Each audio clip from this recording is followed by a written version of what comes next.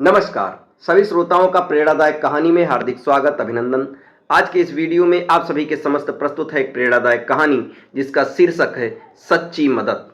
एक नन्हा परिंदा अपने परिवारजनों से बिछड़कर अपने आशियानों से बहुत दूर आ गया था। उस नन्हे परिंदों को अभी उड़ान भरने अच्छे से नहीं आता था। उसने उड़ना सीखना अभी शुरू ही किया था। उधर नन्हे परिंदे के परिवार वाले बहुत परेशान थे और उसके आने की राह देख रहे थे। इधर नन्हा परिंदा भी समझ नहीं पा रहा था कि वो अपने आशियाने तक कैसे पहुंचे।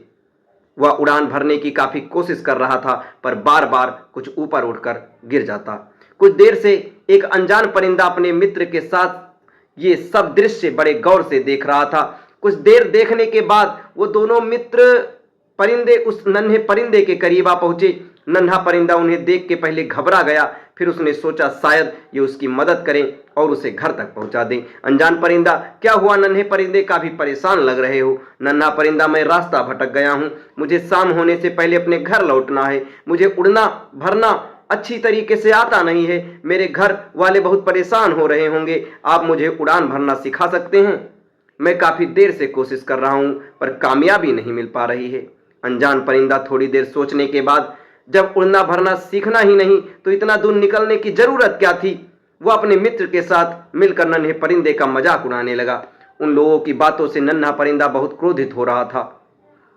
अनजान परिंदे हंसते हुए बोले, देखो, हम तो उड़ान भरना जानते हैं और अपनी मर्जी से कहीं भी जा सकते हैं। इतना कहकर अनजान परिंदे ने उस नन्हे परिंदे के सामने पहली उड़ान भरी। वह फिर थोड़ी देर बाद लौट कर आया और दो चार कड़वी बातें बोलकर पुनः उड़ गया। ऐसा उसने 5-6 बार किया। जब इस बार वो उड़ान भर के वापस आया तो नन्हा परिंदा वहां नहीं था। अनजान परिंदा अपने मित्र से, नन्हे परिंदे ने उड़ान भर ली ना?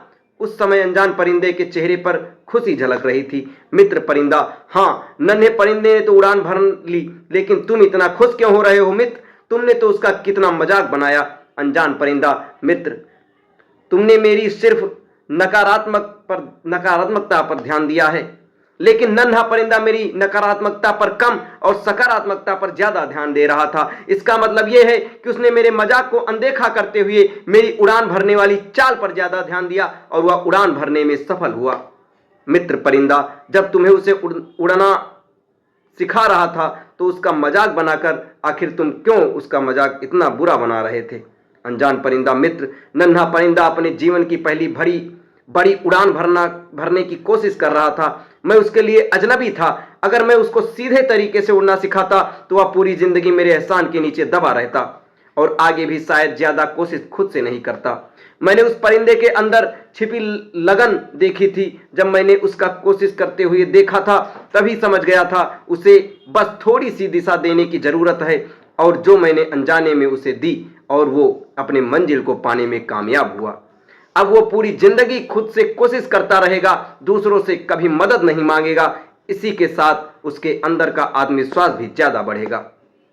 मित्र परिंदे ने अनजान परिंदे की तारीफ करते हुए बोला, तुम बहुत महान हो। जिस तरह से तुमने उन नन्हे परिंदे की मदद की वह सच्ची मदद है। दोस्तों, सच्ची मदद वही है जो मदद पाने वाले को महसूस ना होने दे कि उसकी मदद की गई है। बहुत बार लोग सहायता करते हैं पर उसका ढिंढोरा पीटने नहीं चूकते। ऐसी सहायता किस काम की? परिंदों की ये कहानी हम इंसानों के लिए एक सीख छोड़कर जाती है कि हम जब भी किसी की मदद करें उसको जताएं ना। बस यहीं पर ये कहानी समाप्त होती है। ये कहानी आपको कैसी लगी कमेंट बॉक्स में ज़रूर बताएं और ऐसे ढेर सारी कहानी के लिए हमारे चैनल के साथ बने रहें। धन्यवाद।